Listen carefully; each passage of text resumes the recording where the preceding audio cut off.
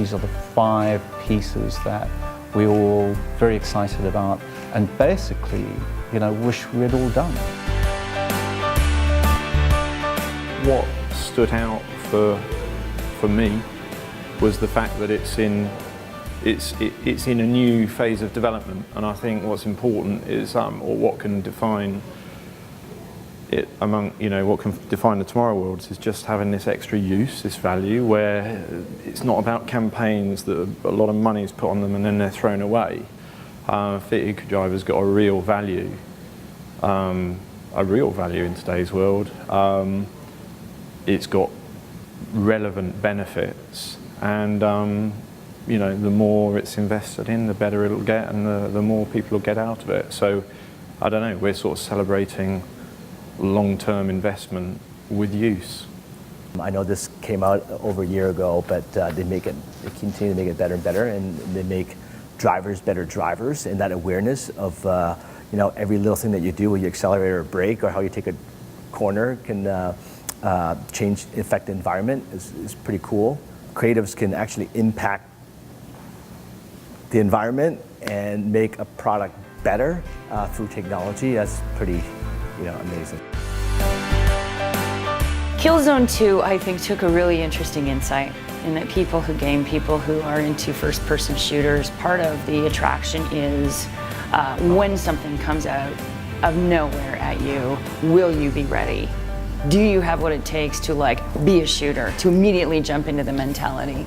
And I think that what that does, by letting you take this application and knowingly put yourself in an uncomfortable situation, which is as you're going through browsing the web, at any moment someone's going to pop out at you and you have to be ready to fight, is the insight of why people game, why people do first-person shooters. This is a great example of a brand putting out a light, free version of its product, but a product that's actually got real value.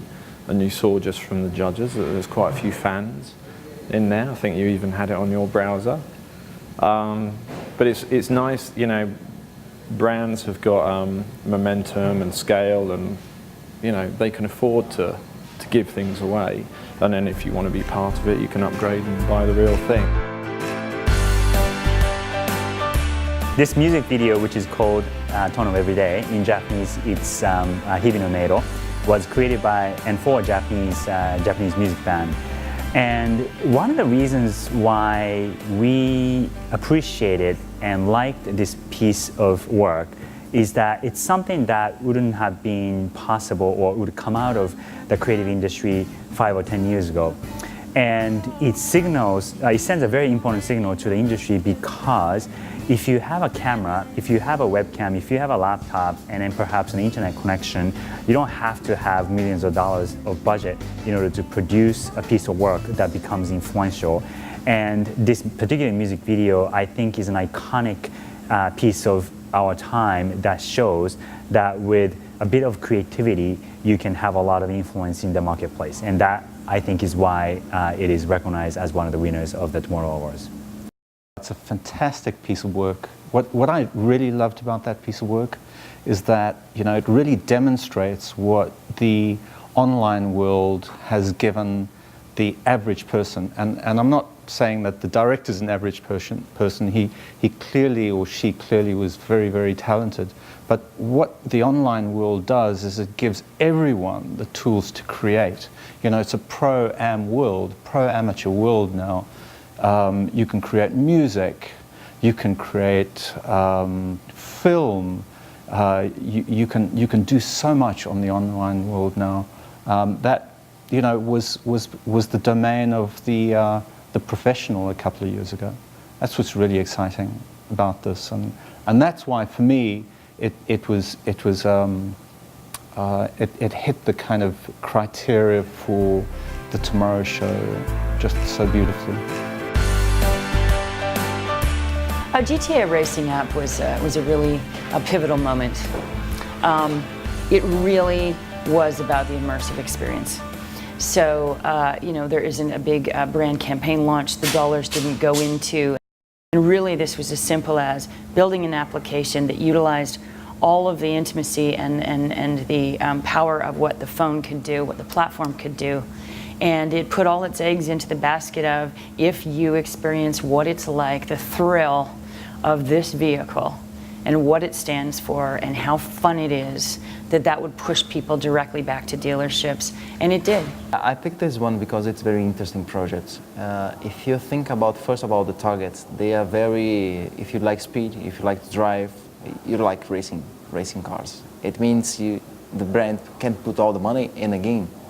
For clients, it's a very clever and very risky project, but if you see the results right now, it's a massive game, worldwide spread. And I think this is one of the best tomorrow factor that I haven't seen before. YouTube Symphony Orchestra, I think, is a beautiful piece of work. I mean, it hits all of the right, tick boxes. You've got technology as a tool for people to create. You've got the presence of many people and using social media as a catalyst for ideas. And I thought this was a perfect example of putting YouTube first and foremost out in front, but with this backdrop of the nuance of a lot of people coming together to make something beautiful happen because of an enablement of a piece of technology. And then the stylized presentation of the way it all worked just told this gorgeous narrative. I think it's a beautiful piece of work. It was one of those pieces that made me extremely jealous. Made me jealous because I said to myself, man, I wish I had come up with this idea. I wish I had come up with an execution like that. I think it was quite appropriate that the company like YouTube was able to pull off something like this at the scale that they did, and also really leveraging technology. I think it connected people in a way that was never possible before. So congratulations.